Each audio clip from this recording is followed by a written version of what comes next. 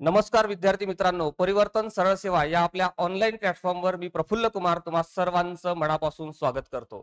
आजच्या भागामध्ये आपण विद्यार्थी मित्रांनी विचारलेले सगळे प्रश्न या ठिकाणी एकत्र डिस्कस करणार आहोत। अनेक विद्यार्थी मित्रांचे प्रश्न वेगवेगळ्या व्हिडिओच्या माध्यमातून आपण ज्यावेळेस भेटत होतो त्यावेळेस तुमचे जे काही कमेंट येत होते त्या सगळ्या कमेंटच्या संदर्भानं तुमच्या सगळ्या प्रश्नांचं निराकरण करण्यासाठी खरं तर मी एक शासन निर्णय देखील तुमच्या माहितीसाठी घेऊन आलेलो आहो। हा शासन निर्णय आपल्या टेलिग्राम चॅनलवर देखील मी उपलब्ध करून दिला आहे। तो 18 जुलै 2024 चा शासन निर्णय आहे। त्यामध्ये शासनानं या वेगवेगळ्या पदभरतीच्या संदर्भामध्ये म्हणजे शासनाच्या वेगवेगळ्या डिपार्टमेंटमध्ये जी काही पदं आहे, गट ब ची अराजपत्रित आणि गट क ची पदं, ही सगळी पदं टप्प्याटप्प्याने आपण एमपीएससीच्या माध्यमातून भरणार आहोत। त्या सगळ्या संदर्भामध्ये जो काही शासन निर्णय शासनाने घेतलेला आहे तो सगळा शासन निर्णय आजच्या भागामध्ये आपण पूर्णतः समजून घेणार आहोत। ही गोष्ट या ठिकाणी लक्षात घ्या। मला असं वाटतं की ह्या व्हिडिओच्या एंड नंतर म्हणजे ह्या सगळ्या घटकानंतर हा संपूर्ण भाग समजून घेतल्यानंतर तुमच्या प्रत्येक प्रश्नाचं उत्तर या ठिकाणी मिळणार आहे। आता काही विद्यार्थी मित्रांचे प्रश्न असेही होते की सर टीसीएस बरी, आयबीपीएस बरी, एमपीएससीच्या बाबतीमध्ये थोडासा उशीर लागतो निकालाच्या बाबतीमध्ये किंवा प्रोसेसमध्ये, असेही अनेक विद्यार्थी मित्रांचे प्रश्न होते। त्याही सगळ्या प्रश्नाच्या अँगलने मी या ठिकाणी बोलणार आहे। आणि दुसरी सगळ्यात महत्त्वाची गोष्ट सांगायचं म्हणजे एमपीएससी कडे गेल्यानंतर पारदर्शकता ही तुलनेनं इतर सगळ्या संस्थेपेक्षा वाढलेली असते। याच्या सगळ्या संदर्भानं विद्यार्थी मित्रांचा देखील आयोगावर प्रचंड अशा पद्धतीचा विश्वास आहे। ही गोष्ट आपल्याला या ठिकाणी दिसते। तशी कार्यपद्धती आयोगाची असल्याचं आपल्याला दिसते। दुसरीकडे आयोगाकडे गेल्यानंतर सिलेबस काय असणार आहे आणि सोबतच त्याची जी काही स्टँडर्डनेस आहे, जसं आपण प्रिव्हियस इयर क्वेश्चन पेपर जर आयोगाच्या वेगवेगळ्या परीक्षेच्या संदर्भामध्ये पाहिले तर आपल्याला प्रकर्षाने लक्षात येते की आयोगाने प्रत्येक विषयाच्या संदर्भामध्ये एक प्रश्न विचारत असताना स्टँडर्डनेस मेंटेन केला असल्याचं आपल्याला या ठिकाणी दिसते। आता पहिल्यांदा आपण पाहून घेऊया की हा शासन निर्णय काय म्हणतो। तुम्हाला इथे क्लिअर झालं असेल की सरळ सेवेतील सगळे पद आता एमपीएससीच्या माध्यमातून भरणार आहे, परंतु ती पदे कोणकोणती आहे त्यामध्ये शासन निर्णयामध्ये शासनाने काय काय उल्लेख केलेला आहे, कशा पद्धतीचा उल्लेख केला आहे, तो सगळा घटक आपण या ठिकाणी निश्चितपणे पाहण्याचा प्रयत्न करू। बघा इथे हा जो शासन निर्णय आपण घेतलेला आहे ऍज इट इज इथे पीपीटीच्या स्वरूपामध्ये मी तो घेतलेला आहे। राज्य शासनाच्या अखत्यारीतील सर्व शासकीय कार्यालयातील गट ब अराजपत्रित, गट ब ची जी पदं आहे ती सगळी कशी अराजपत्रित जी पदं आहे गट ब च्या संदर्भामधली ती पदे, आणि त्यानंतर गट क ची पदे, यामध्ये ब्रॅकेटमध्ये त्यांनी सांगितलेलं आहे की वाहन चालक वगळून, वाहन चालक म्हणजे शासनाची ड्रायव्हरची पदं असतात ती पदं वगळून म्हणजे ती पदं एमपीएससीच्या माध्यमातून भरली जाणार नाही अशा पद्धतीचा जीआर आहे। या संवर्गातील सर्व पदे सरळ सेवेने महाराष्ट्र लोकसेवा आयोगा मार्फत भरण्याच्या बाबतीमध्ये हा शासन निर्णय त्या ठिकाणी घेण्यात आलेला आहे। आता या शासन निर्णयाची तारीख जर आपण पाहिली प्रत्यक्षात तर या ठिकाणी शासन निर्णयाचा दिनांक या ठिकाणी आपल्याला दिसतो, तो म्हणजे दिनांक 18 जुलै 2024 ला हा शासनाने महाराष्ट्र शासनाने घेतलेला निर्णय आहे। त्यामध्ये महाराष्ट्र शासन असं म्हणतंय की शासनाच्या वेगवेगळ्या डिपार्टमेंटमध्ये जे काही सर्व शासकीय पदे आहेत त्यामध्ये गट ब अराजपत्रित आणि गट क ची जी पदं आहेत ती सगळी पदं जवळपास आपल्या महाराष्ट्र लोकसेवा आयोगाच्या माध्यमातून भरली जाणार आहे। त्यामध्ये कोणकोणती पदं येणार आहे अशा पद्धतीचं क्लिअरली उल्लेख नाही आहे, फक्त एवढं सांगितलेलं आहे आपल्याला की चालक हे पद आम्ही भरणार नाही। बरोबर आहे। मग पुढे बघा, पुढे शासन काय म्हणते, शासनाच्या निर्णयामध्ये काय काय दिलेलं आहे, त्यासाठी कार्यवाही कशी असेल ते सगळं आपण या ठिकाणी पाहणार आहोत। राज्य शासनाच्या गट अ आणि गट ब राजपत्रित तसेच महाराष्ट्र लोकसेवा आयोगाच्या कक्षेतील गट ब अराजपत्रित म्हणजे नॉन गॅजेटेड आणि गट क संवर्गातील सर्व पदे महाराष्ट्र लोकसेवा आयोगामार्फत भरण्यात येतात। आता तुम्हाला माहिती आहे क्लास 1 क्लास 2 गॅजेटेड आणि नॉन गॅजेटेडची सगळी पदं गट ब आणि गट क सहित बऱ्यापैकी पदं ही महाराष्ट्र लोकसेवा आयोगातून सध्या भरली जातात। महाराष्ट्र लोकसेवा आयोगाच्या कक्षेबाहेरील अराजपत्रित गट ब अराजपत्रित आणि गट क लिपिक वर्गीय पदे वगळून गट ड ची पदे व गट ड ची पदे संदर्भाधीन क्रमांक 1 च्या दिनांक 4 मे 2022 च्या शासन निर्णयातील कार्यपद्धतीनुसार विविध निवड समित्यांमार्फत भरण्यात येतात। आता तुम्हाला माहित आहे की वेगवेगळ्या निवड समितीच्या माध्यमातून पदभरती सध्या होते, जसं की न्यायालयाची जी पदभरती आहे ती न्यायालय स्वतः कंडक्ट करते। काही परीक्षा टीसीएस मार्फत घेतली जातात, काही परीक्षा आयबीपीएस मार्फत घेतली जातात, कारण यांना कॉन्ट्रॅक्ट देण्याचं काम, ह्या दोन कंपन्यांना कॉन्ट्रॅक्ट देण्याचं काम राज्य सरकारनं केलेलं आहे, त्यांच्यावर जबाबदारी सोपवलेली आहे की परीक्षा घेण्याची संपूर्ण जबाबदारी त्यांच्यावर आहे.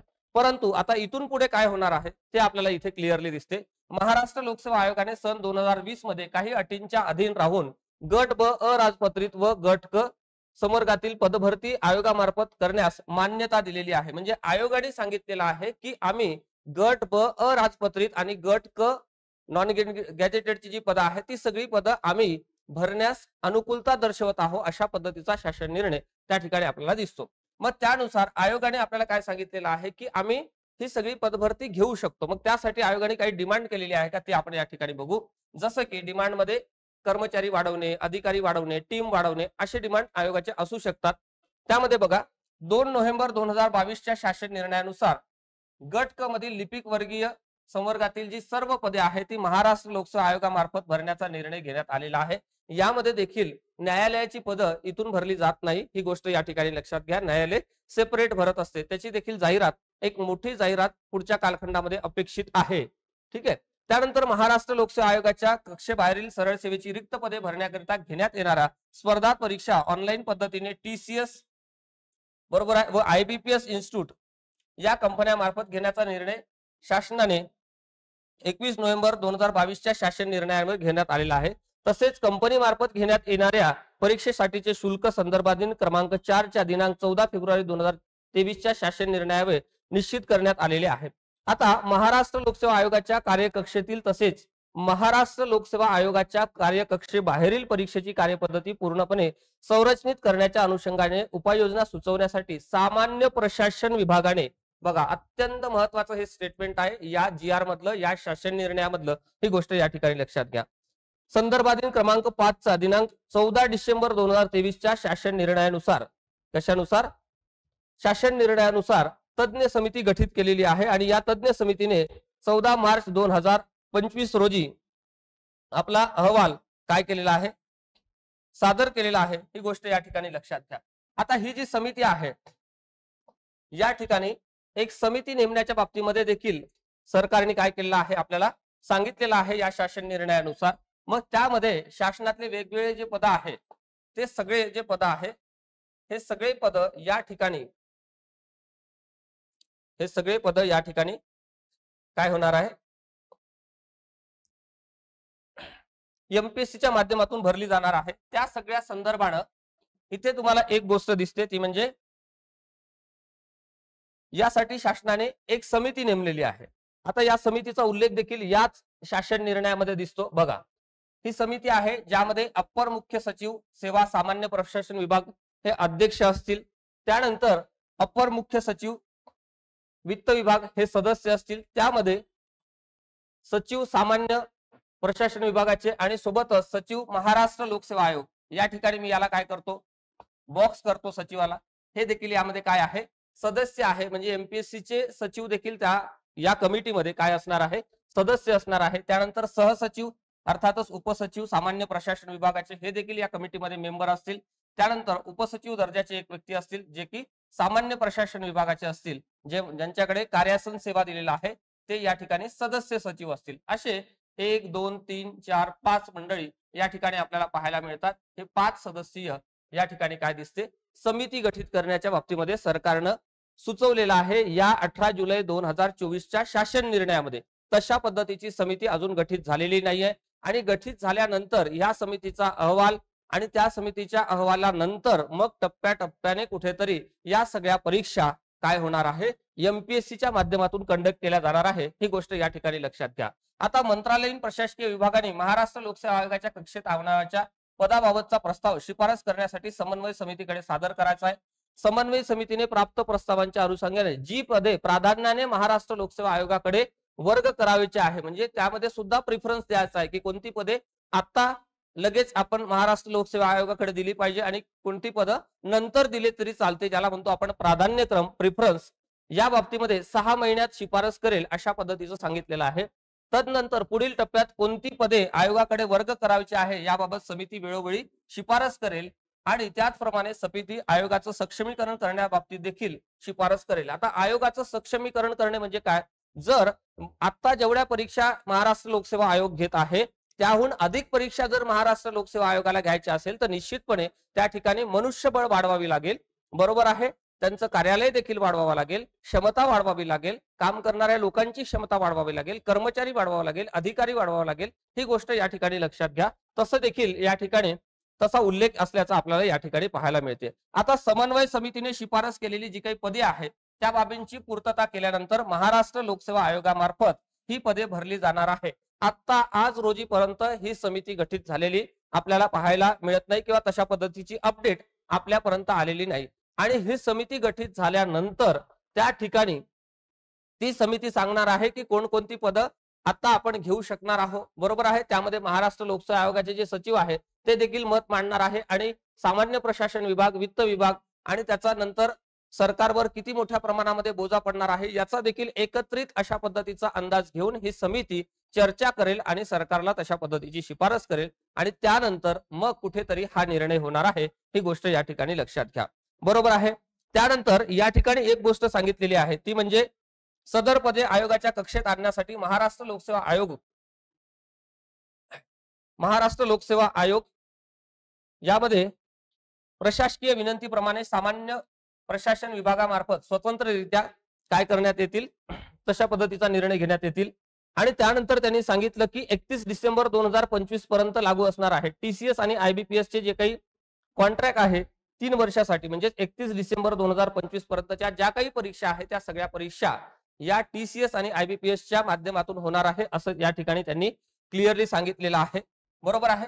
त्यानंतर पुढे तुम्हाला दिसते ते म्हणजे ही जी काही पदभरती आहे या कंपनीचा जो करार झालेला आहे आणि ही पदभरती प्रक्रिया सुरू झाली आणि ज्या विभागांना रिक्त पदे तातडीने भरायची आवश्यक आहे अशी सगळी लोक त्या ठिकाणी 31 डिसेंबर 2025 पर्यंत ही कार्यवाही काय करू शकतात, टीसीएस आणि आयबीपीएस च्या माध्यमातून ती पदभरती करू शकतात असं त्यांनी त्या ठिकाणी म्हटलेलं आहे. ही गोष्ट लक्षात घ्या. म्हणजेच इथे काय दिसते आपल्याला की शासनाच्या या निर्णयानंतर आपल्याला या ठिकाणी लक्षात येते की आता जी काही पदे आहे म्हणजे 31 डिसेंबर पर्यंतची पदे 31 डिसेंबर 2025 पर्यंतची सगळी पदे जी आहे ती टीसीएस आणि आयबीपीएस च्या माध्यमातून भरली जाणार आहे आणि 2026 नंतरच्या ज्या सगळ्या परीक्षा आहेत त्या सरळ सेवेच्या परीक्षा ज्यामध्ये गट ब अराजपत्रित आणि गट क ची पदे वाहन चालक वगळून असं त्यांनी त्यामध्ये उल्लेख केलेला आहे. याचा अर्थ महाराष्ट्र शासनातली जवळपास सगळी पदं ही पुढच्या कालखंडामध्ये म्हणजे 2026 पासून टप्प्याटप्प्याने महाराष्ट्र लोकसेवा आयोगाच्या माध्यमातून भरली जाणार आहे. त्या सगळ्या संदर्भामध्ये ही जी 5 सदस्यीय समिती आहे ज्यामध्ये महाराष्ट्र लोकसेवा आयोगाचे सचिव देखील समाविष्ट आहे, त्यांनी त्या ठिकाणी त्या समितीने शिफारस केल्यानंतर चर्चा केल्यानंतर निर्णय झाल्याच्या नंतर टप्प्याटप्प्याने या सगळ्या भरती प्रक्रिया महाराष्ट्र लोकसेवा आयोगाच्या माध्यमातून पार पडणार आहे. ही गोष्ट मला वाटते आता सर्वांना क्लिअर झालेली असेल. बऱ्याच विद्यार्थी मित्रांचे हेही प्रश्न होते की सर आता ह्या ज्या काही कंपन्या परीक्षा घेतात म्हणजे काय टीसीएस आणि आयबीपीएस आता महाराष्ट्रामध्ये परीक्षा घेते, बरोबर आहे. यांच्या परीक्षा सरळ सेवेच्या परीक्षा ह्या ठिकाणी घेतात आणि इकडे एमपीएससी ची परीक्षा घेते जनरली, बरोबर आहे. अनेक विद्यार्थी मित्रांचे प्रश्न होते की सर 2023 ला परीक्षा झाली आणि कोणत्या पदासाठी, क्लर्क पदासाठी परीक्षा झाली, बरोबर आहे. आणि 2025 पर्यंत त्या ठिकाणी जॉईनिंग आली. हे असं झालं म्हणजे साधारण इकडे 2 वर्षाचा पिरियड आपल्याला दिसतो, परंतु सरळ सेवेमध्ये असं होत नाही असं अनेक विद्यार्थी मित्रांचं प्रश्न होते आणि ते प्रश्न बरोबर देखील आहेत, बरोबर आहे. मग समजा या सगळ्या परीक्षा महाराष्ट्र लोकसेवा आयोगाकडे गेल्यास अजून वेळ लागेल का अशा पद्धतीचे प्रश्न देखील अनेक विद्यार्थी मित्रांनी विचारलेले होते, बरोबर आहे. पण त्या ठिकाणी महाराष्ट्र लोकसेवा आयोगाने शासनाला ही विनंती केलेली आहे की जर तुम्ही आमचा टीम वाढवून देत असेल, मनुष्यबळ वाढवून देत असेल तर आम्ही अजून साऱ्या परीक्षा देखील कंडक्ट करू शकतो अशा पद्धतीचा विश्वास महाराष्ट्र लोकसेवा आयोगाने त्या ठिकाणी दाखवलेला आहे. आता या परीक्षेच्या बाबतीत जर पाहिलं टीसीएस आणि आयबीपीएसच्या परीक्षेच्या बाबतीमध्ये जर आपण पाहिलं तर कुठेतरी पारदर्शकतेच्या बाबतीमध्ये इकडे बऱ्याचशा ठिकाणी प्रश्न मार्क आपल्याला दिसतो आणि एमपीएससीच्या बाबतीमध्ये जी काही ट्रान्सपरन्सी आहे या ठिकाणी विद्यार्थी मित्रांचा जास्त विश्वास असल्याचा आपल्याला या ठिकाणी पाहायला मिळते. भरपूर सारे विद्यार्थी मित्रांचा पूर्णतः डोळे झाकून महाराष्ट्र लोकसेवा आयोगाच्या संपूर्ण कार्यपद्धतीवर, संपूर्ण प्रणालीवर, प्रश्नांवर, गुणवत्तेवर या ठिकाणी विश्वास असल्याचं आपल्याला या ठिकाणी पाहायला मिळते। आणि बऱ्याच विद्यार्थी मित्रांचे हेही प्रश्न होते की सर या ठिकाणी वेळ लागतो। आता जरी या ठिकाणी वेळ लागत असेल, पारदर्शकतेच्या बाबतीमध्ये आपल्याला काही शंका असेल किंवा आपले काही प्रश्न असतील, त्या सगळ्या संदर्भामध्ये ऑलरेडी आता शासनाचा निर्णय झालेला आहे, ही गोष्ट या ठिकाणी लक्षात घ्या। म्हणजे आता जो आपण पाहिलेला शासन निर्णय आहे, जो 18 जुलै 2024 ला निर्णय झाला, हा निर्णय नुकताच आपण पाहिलेला आहे। या निर्णयानुसार कमिटी गठीत होणार आहे आणि त्या कमिटीने सांगितल्यानंतर, त्या कमिटीने शिफारस केल्यानंतर ही जी सगळी पदं आहे, गट ब नॉन गॅजेटेड आणि गट क ची सगळी पदं, बऱ्यापैकी सगळी पदं ही महाराष्ट्र लोकसेवा आयोगाच्या माध्यमातून भरली जाणार आहे आणि याला सुरुवात होणार आहे 2026 पासून। ही गोष्ट या ठिकाणी लक्षात घ्या, बरोबर आहे। क्लिअरली मी हे सांगू शकणार नाही की जानेवारी पासून होणार आहे की फेब्रुवारी पासून होणार आहे की लगेच होणार आहे, परंतु 2026 पासून टप्प्याटप्प्याने त्या ठिकाणी काही पदं ही महाराष्ट्र लोकसेवा आयोगाकडे जाणार आहे। मग त्या सगळ्या पदांच्या संदर्भामध्ये परीक्षेची कंडक्शन ज्याला म्हणतो आपण, बरोबर आहे, त्या सगळ्या पदांच्या बाबतीमध्ये कोणतं पद एमपीएससी कडे गेलं, बरोबर आहे, त्याचे सेवा प्रवेश नियम बदलतात, ठीक आहे। त्यानंतर त्यासाठी परीक्षा योजना येत असते, बरोबर आहे। त्यानंतर महाराष्ट्र लोकसेवा आयोग काय करते, परीक्षा योजना देते। परीक्षा योजना दिल्यानंतर मग पुढे येते जाहिरात, बरोबर आहे। अशा पद्धतीच्या स्टेप या टप्प्याटप्प्याने या जीआर ला प्रमाण म्हणून फॉलो होणार आहे, ही गोष्ट या ठिकाणी लक्षात घ्या, बरोबर आहे। आणि या सगळ्या गोष्टींना अजून बऱ्यापैकी वेळ आहे, काय आहे, वेळ आहे, ही गोष्ट या ठिकाणी लक्षात घ्या। म्हणजे जी कुठली पदं महाराष्ट्र लोकसेवा आयोगाकडे जाणार आहे त्या बाबतीमध्ये अजून निश्चिती झालेली नाहीये। त्यानंतर त्या बाबतीतला सेवा प्रवेश नियम बदललेला नाही, त्यानंतर त्याची परीक्षा योजना येणे आणि त्यानंतर जाहिरात येणे। जाहिरात हा शेवटचा टप्पा आहे, ही गोष्ट लक्षात घ्या। त्या अगोदर ह्या सगळ्या बाबी शासनामध्ये कराव्या लागतात, होत असतात, ही गोष्ट या ठिकाणी लक्षात घ्या, बरोबर आहे। याही नंतर अजून एक महत्वाची गोष्ट सांगायची म्हणजे महाराष्ट्र शासनाने तुम्हाला माहित आहे की आता नुकताच 150 दिवसांचा प्रोग्राम, 150 दिवसांचा कार्यक्रम या ठिकाणी जाहीर केलेला आहे। आता या कार्यक्रमाचा एक भाग म्हणून महाराष्ट्र शासनातली 75,000 पदे भरण्याच्या संदर्भामध्ये सध्या महाराष्ट्र शासनाची कार्यवाही सुरू असल्याचं आपल्याला या ठिकाणी दिसते। म्हणून या सगळ्या संदर्भाने येणाऱ्या कालखंडामध्ये महानगरपालिकेची भरती, त्यानंतर तुम्हाला दिसत असेल तलाठी पदाची भरती, बरोबर आहे, त्यानंतर तुम्हाला डीएमआर ची भरती देखील येताना आपल्याला दिसेल, त्यानंतर नगर परिषदेची भरती जी अपडेट आपण नुकतेच दिलेली आहे, बरोबर आहे। शक्यता ही आहे की जिल्हा परिषदची सुद्धा जाहिरात पुन्हा येऊ शकते, समजा वेटिंग पिरियड वाढवला नाही तर निश्चितपणे ती देखील जाहिरात येणार आहे। आणि तशा पद्धतीचा उल्लेख शासनाने ह्या आपल्या 150 दिवसाच्या कार्यक्रमामध्ये सांगितलेला आहे की येणाऱ्या कालखंडामध्ये आम्ही 75,000 पदे भरणार आहोत। समजा ही पदे जसं आता महानगरपालिकेच्या बाबतीमध्ये मुंबई जीएमसीची जाहिरात आपण पाहिली, हे सगळे पद आता जर डिस्प्ले होत असेल, म्हणजे आता जर त्याच्या जाहिराती येत असेल तर निश्चितपणे हे सगळे पद आपल्याला टीसीएस आणि